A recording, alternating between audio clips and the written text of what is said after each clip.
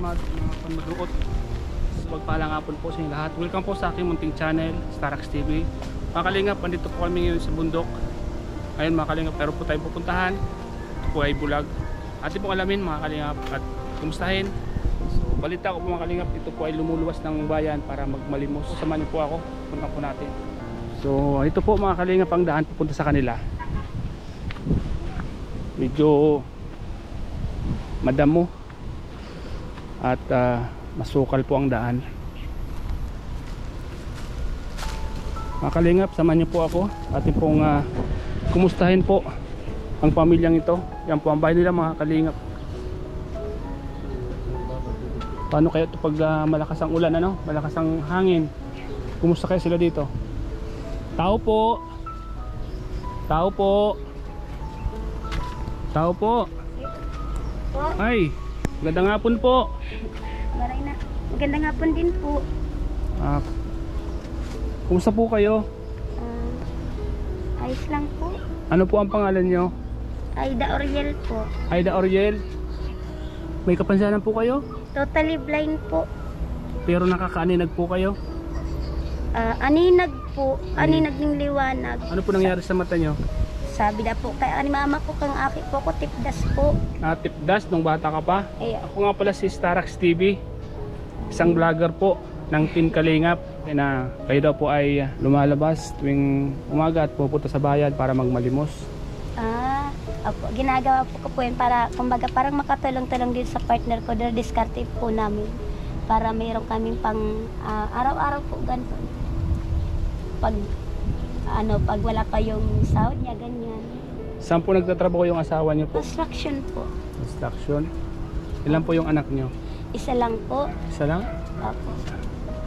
Pwede bang makituloy sa bahay niyo? Tabing lang pagkasako ang pinto niyo. Dito lang po sa may balkon, pero sa po, may ano dito, may pinto dito. Okay lang po bang pumasok? Sige po. May ilaw po ba kayo dyan? Ay, wala po. Ha? Wala po. Wala po kayo. Ay, grabe. Ay, gasira lang. Pagkakaano po, sisila paggabi na po, madami kay apong kalat. Okay lang Hindi po. ko po naaayos po. Nagsundo po kaya ako. Sindihan niyo po yung puwan niyo. Sige po. Yan mga kalinga po. Gasira po pala. Opo. Paano po yan? Paano niyo po nakikita yan? Na ano lang po, estimate lang po. Estimate Kapag sisindan po, tapos ilalapit ko man lang po. Bali, yan po. Ang dilim. Ang dilim po ano? Oh. Hindi po ba mainit dito sa loob ng bahay niyo? Mainit po. Mainit? Opo. Maaraas.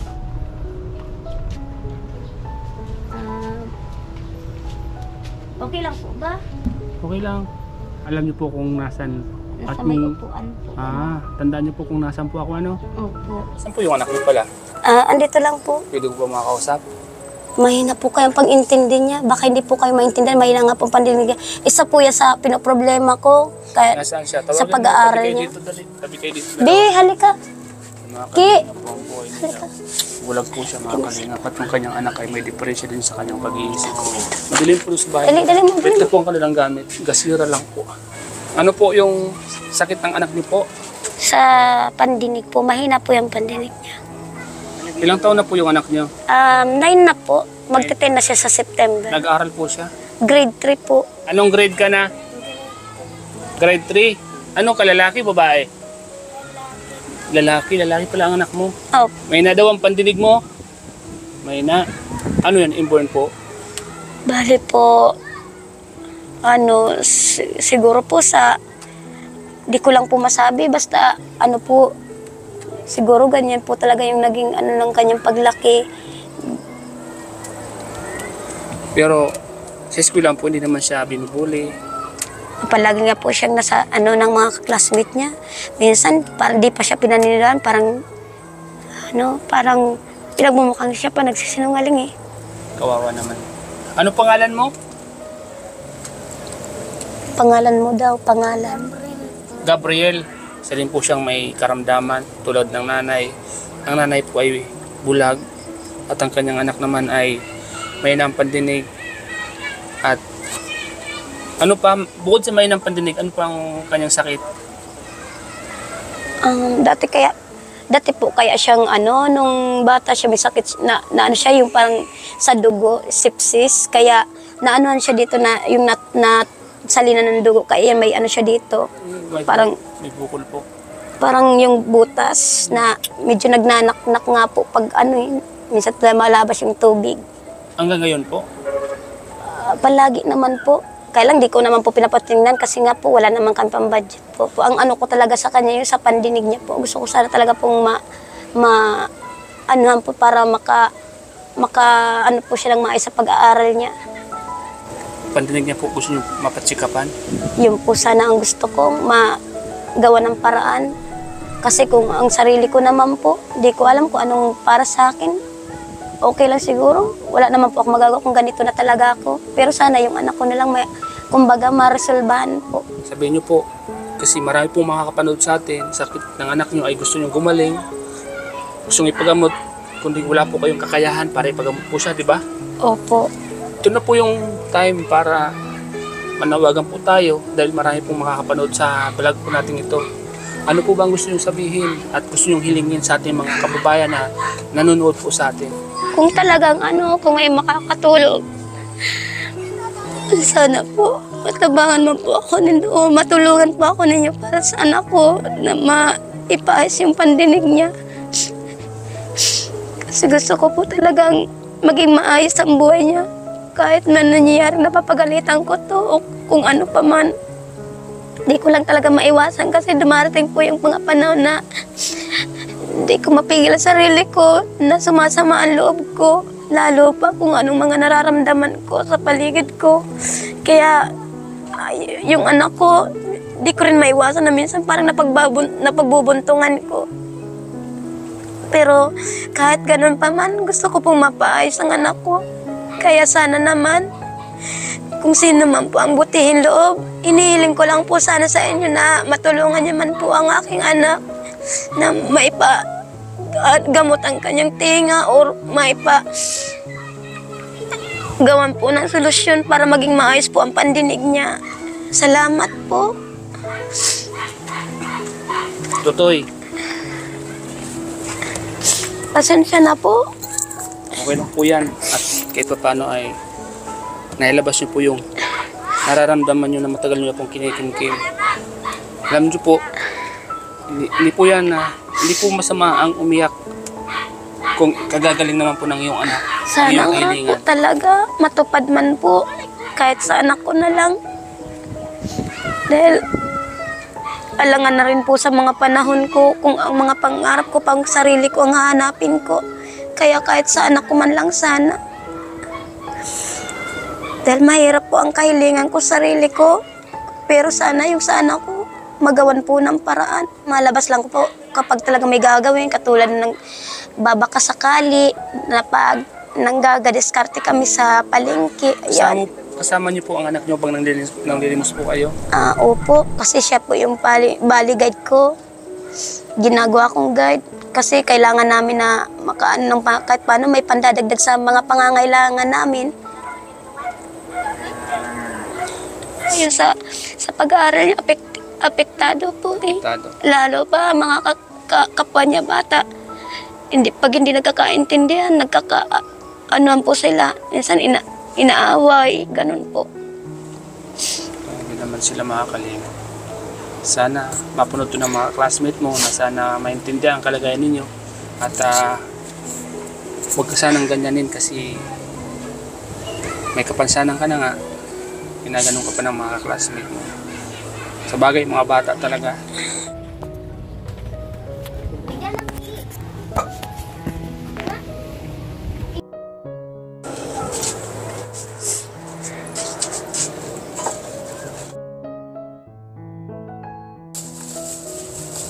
Ini na lang daw ano ko. Ka talagang aki ka. Ikaw man ka, di mo sa ko tinataon ako amo dahi. Ako na ko amo ito ang anong ko. Naku amo. Hain. Di. Iyon na lang. Ano tayo di. Iyon na lang ni. Gagaon ta na lang ni. Ano po yan? Munggo. Yan po yung... Gagaon mi lang po. Iyon na yan. Sasasawan ko man yan. Dahil mo na, B. Yan po yung iulam nyo ngayong gabi. May mga kahoy. Ha? Ay, halia daw. Kaya mong haralion, halia daw. Ay, haliyon kita kayan. Baka pwede man ula na lang. Ula ka na lang, B. Baka di mahali mang gayod.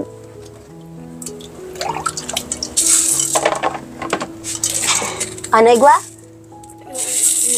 Na? Ang gayod. Ayan. Kinakapa nyo lang po ano. Ayun na. Oh, hali, ano? Hala, matunalutang man yan. Mga kalinga. Oh, ali. Ang mag-ina na may kapansanan pareho mga kalinga. Si ate po ay bulag. Ang kanyang anak naman ay mahina po ang kanyang pandinig. So silang dalawa lang po dito sa Ano? taas. Pinapalakas nyo lang po ang boses nyo para marinig po kayo ng anak nyo. Opo. Sa balat man lang yung bibi kang munggo. Ang dami, tamaali man lang yan dito. Yan lang. Sige na, yan na dyan. Nagkarulog na. Put na. Buti alam nyo po, kapain yung mga bulok. Manama na. Yan po mga kalinga po. Yun na, maula. Kinakapa na po. Ano tayo tubig pa? Papalitan tayo. Nagiging mata niya po ang kanyang anak. Na yun. Kahit may nampandinig, pinipilit po nila na maging maayos ang kanilang mga ginagawa. Paano po yan? Kinakapa niyo po ate? Opo. Mararamdaman niyo po yung bulok.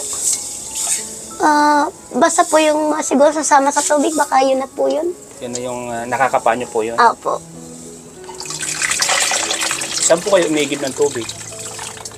Doon po sa may malayo-layo po, sa may baba. Sino po ang umigib yung anak niyo po? Ay, ako po. Paano po yan? Kasi kung siyang paigibin ko po, baka maka-apekto lalo sa tinga niya, kaya hindi ko po ginagawa. Paano po yan?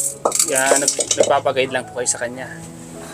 Kabisado ko naman po, kahit hindi na po. Sa Nakabisado. paglalakad lang po talaga pag nangangailangan kami na walang-wala kami. Doon ako nagpapasama sa kanya. O kaya pag may pupuntahan na ibang lugar pong kailangan puntahan. Ayun po Minsan dito. po, inatid ko siya sa school. Pag inatid ko siya sa school, mag-isa na ako uuwi kasi kabisado ko naman papunta doon. Pag kabisado ko lang po, pwede ako mag-isa. Pag hindi po, hindi.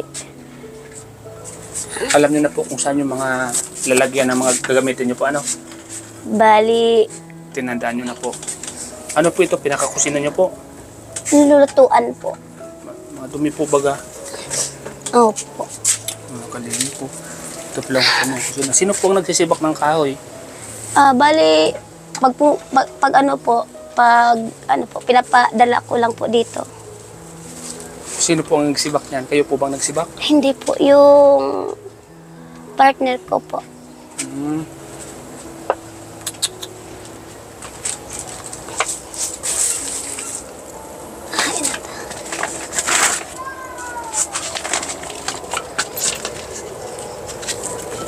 Papadala lang po ako ng mga panggagamitin ko. Kaya kahit wala man po siya, nakakagawa po ako. Hindi pa kayo natatakot? Baka may ahas po dito sa kusina niyo? Dati po, talagang may aas dyan na nakita noon. Pero bihira naman po, nung tag-ulan lang po yun. Baka sa pagkakapa niyo po, makapa niyo yung ahas na. Hindi ko lang po alam. Paano niyo po yung gatungan? Paano niyo? Opo. Mga kalina, pinakapa na po ni ate. Sanay po kasi ako nagbubuhos lang ng gas, kaya ganun. Kinakapa-kapa niyo lang po ano? Opo. Tulungan ko na po kayo, okay lang po ninyo? Kaya naman po, wag na po. Ikaw na. Sige. Tansado niyo po ano? Yung ano, ay, napabuhos po. Napadaming gas.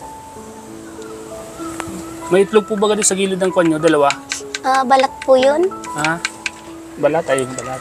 Opo. Sa totoo lang po, kahit man gaano kahirap yung buhay, okay lang. Pero sana yung sa anak ko, maging maayos lang siya. Sana naman matupad yun. Ipag-pray po natin yan na maging maayos po yung anak niyo. Ano po? At dito po sa vlog natin, at alam ko po marami po makakapanood po nito. Sana po ako po ay maging daan para maging maayos po yung anak niyo. Ano po? Ayan niyo po at lagi ko po kayong pray. Salamat po. Ano po yung mga pangarap niyo?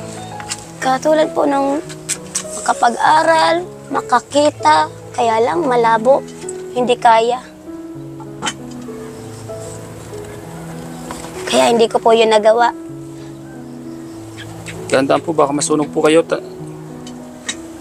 Bidya ka, day ka dyan, Bi. Ano po kanyang anak mga kalinga po. Di po ba kayo natatakot? Baka masunog po yung... Hindi naman po. Kasi maiksi lang po yung mga kay. Basta wag lang makakalapit dito sa may dingding. Pambaga yan po, kawayan po yan. Opo. Lagyan niyo po ng yero. Hindi naman po. Hindi Basta, po siya mga kalingap. Kawa po pang kalagayan nila. Wala po silang Grabe. ilaw. Hindi po siya nakakita. Nakakaaninat lang ng kaunti. bibigit ka. Kanyang anak ay bingi. Dito Hindi na. po nakakarinig.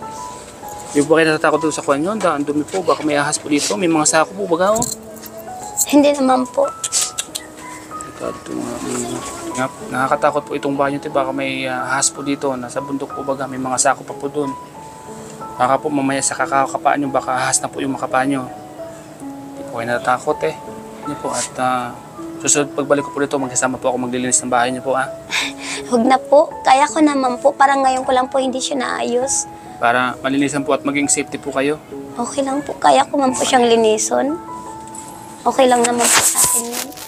Ang pang-araw-araw nyo po dito ate, bigas nyo po, hindi naman po kayo nahirapan. Sa ngayon po, hindi kami nakapag-discarte muna kasi pinapahingan ko yung anak ko kasi kawawa naman. Araw-araw kami naglalakad. Sobra po bagang init, ano? Kaya nga po. Dala po kayo palagi Tapos ng tubig. nag-uubo-ubo na siya pagkakagabi. Kawawa naman. Kaya Kalingap. Ang sitwasyon nila dito. Pag pumapasok po siya, pag-uwi niya po, mag-isa lang po siya. Ang anak niyo. ako po nagsusundo at naghahatid. Sinusundo po. Hindi ko po kasi siya pwedeng hayaan mag-isa kasi baka hindi niya mapansin o marinig, biglang dumaan ang sasakyan. Kaya kahit paano, pag sinasamahan ko po para ako yung nakikiramdam kapag talagang mabilis yung mga sasakyan, ganun po. Saka kami tatawid. Pag naihatid ko na siya, ako na po yung mag-isang uuwi. Kawawa naman po ang kalagayan ni ate. Sana may mga kababayan tayong makapanood ng ating vlog, mga taga-ibang bansa, na sana may paggamot yung anak niyo po sa tainga. At patingnan po yan sa espesyalista. Yan po mga kababayan po natin na sa ibang bansa, sa may mga ginutong puso. Yan, sana po ay tulungan po natin si Gabriel, ang kaisa-isang anak po ni ate. Si ate po ay bulag. Kahit na nga po siya bulag ay ginagawa niya po lahat para sa kanyang anak. Be, kaputunta ka. Totoo talaga mahinaan ang pandangog mo, Be. Hindi mo ko talaga naiintindihan. Saan? Digdi o digdi? Digdi talaga. Kailan nagsimula yan? Tanungin mo daw, baka napasukan ng... Hindi ko po talaga maintindihan kung sa pagpapaligo ko ng bata pa, o sa napapagalitan ko, nasasaktan ko, dahil sa depression ko, sarili ko. Yung talagang hindi ko maintindihan kung ano talaga naging ng kanya sarili, o kung ano pong nagawa ko, hindi ko alam. Ayan niyo po at gagawa po tayo ng paraan para mapatsikap yung anak niyo Salamat po. Sana po talaga. Mapatsikap natin yung pahinga ng anak niyo po. Sa ngayon po, may tutulong ko lang muna po sa inyo ang pambili niyo po ng bigas araw-araw. Ano po? Salamat tanggapin po. niyo Pero ito. sana talamat po. Bili niyo po yan ng bigas. Bili niyo po ng... lahat na po yan, ibili niyo po ng bigas. Salamat po talaga. Pasensya na po. Kaya talagang ganito lang muna yung datnan niyo po dito. Hindi ko po naayos. Okay lang po yan. Ang importante po na ipakita natin sa buong mundo ang inyong kalagayan. Salamat At sa po. makakapanood po nitong ating vlog, sana sila po ay mantig at matulungan po kayo. Huwag po kayo mag-alala dahil babalik ako po kayo. Salamat po. At gagawa po tayo para na may paggamot po ang anak niyo. Ano po? Salamat po talaga. Salamat po sa Mapatsikap Diyos. natin yung tainga po ng anak niyo. Kahit Diyos ko, salamat po. Mahira ka, Amang Diyos. Mahira ka. Para sa aki ko po. Para sa anak ko. Para din naman po siya mapariwara ang buhay niya na kagaya ko.